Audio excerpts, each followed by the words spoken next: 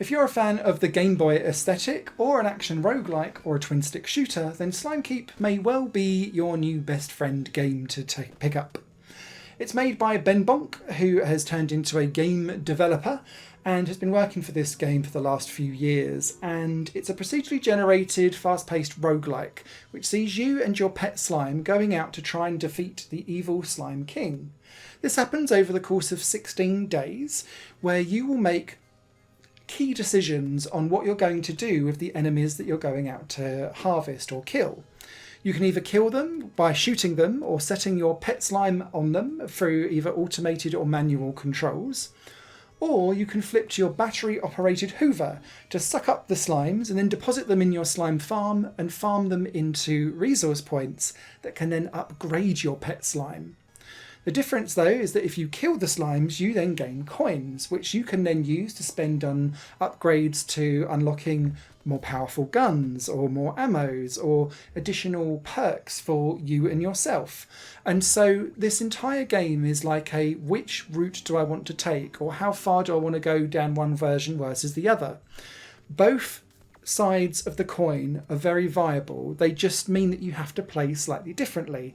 And this is the real key design success, I think, of Slimekeep, is that you can fall anywhere on that spectrum between farming for slimes so that you can then upgrade your pet, or just going all guns blazing instead.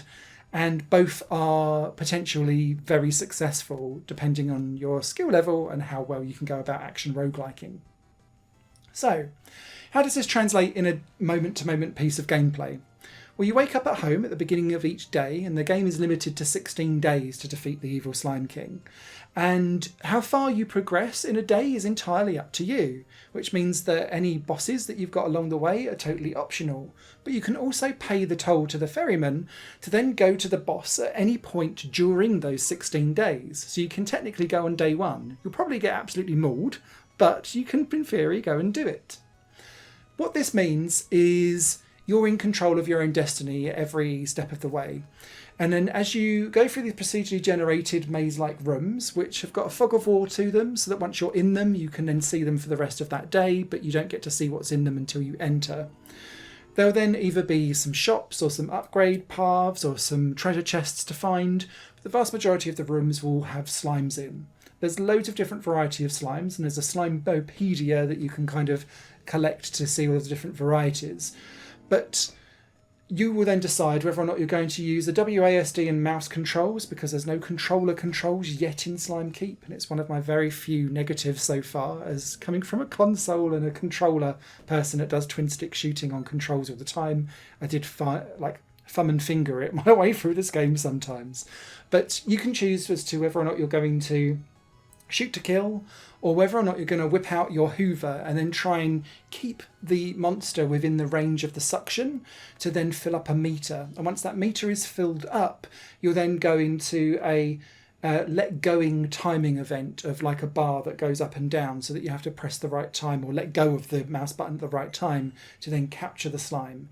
There's some slimes where you can have like an extra bonus if you get it bang on in the centre, and that might replenish some health or give you some power back in your hoover. Because if you get it wrong, then you've lost not only that slime, but you've also lost all of the power it took to try and get that slime. So it's kind of a cumulative loss over time.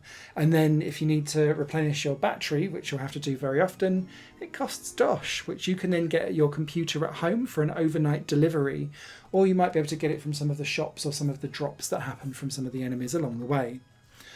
All of this then means that you'll be running around the procedurally generated levels per day, collecting or shooting to kill as many slimes as possible, using the slime puddles to traverse and fast warp around the level as see fit. But they are succinct and short and bite-sized, but still meaty enough to feel like you've done a day's work of shooting to kill or capturing your slimes. Any bosses are telegraphed in advance with a little like map and a mat on the floor with a skull and crossbones on, so that you know you're going to wander into a boss environment.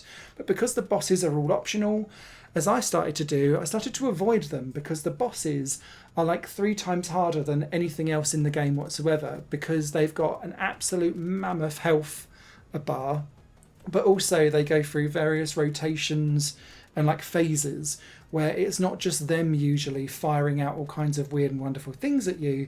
You've also got other kind of slimes chucking things into your play area as well that you've got to avoid. And I found the bosses would quite often be the things that ended my run, not the actual moment-to-moment gameplay itself. So in order to get as beefy as possible, I'd try and save all of the bosses to the end or just try to skip them altogether. So, at the end of the day, you then go to bed, sleep in overnight, gain 1 of your health back if you've lost 1 or more health points, and go again. There'll be different weather effects that will affect some of the slime in their movement, whether or not they grow and get bigger and more beefier and therefore harder to kill or capture over time. Or it could be that it's windy, so therefore you might not have quite as good accuracy on some of your longer shots, for example, and that's some nice, cool game design that's come into it as well. If you're not a fan of the Game Boy aesthetic, you can change the hue of the colour over the course of the game in the menus. And because this is a roguelike, very little translates over or carries over from run to run.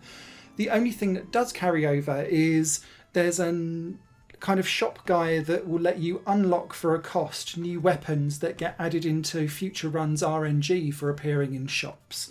And so only about 50% of the weapons in the game are actually unlocked at the start, and so you have to pay to unlock these to get them into your general gameplay in the future.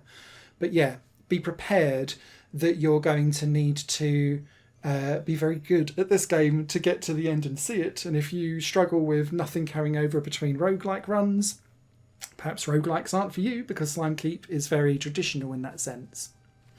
The last thing I wanted to talk about is how you upgrade your pet slime, and the fact that it's able to be controlled manually or set onto autopilot so that it can go off and kill all kinds of different things, and it's a useful thing to do.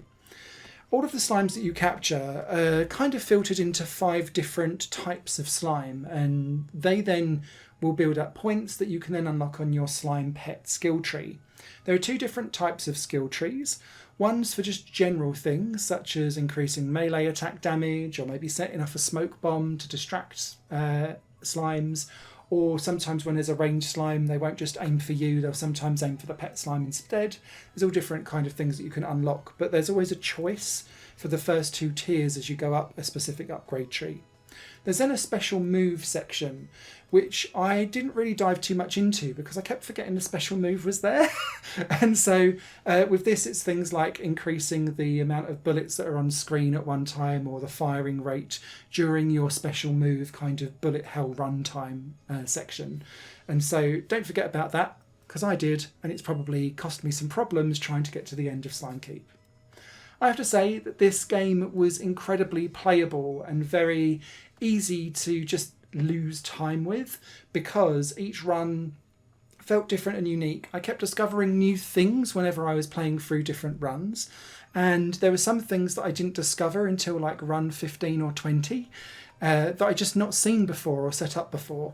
And so it just kept dropping new little things for me to find, new different slimes to uncover for the Slimepedia, and just provided different experiences each time that I played, while still feeling consistent and very approachable as an action roguelike. So yeah, I thoroughly recommend Slimekeep. It's out now.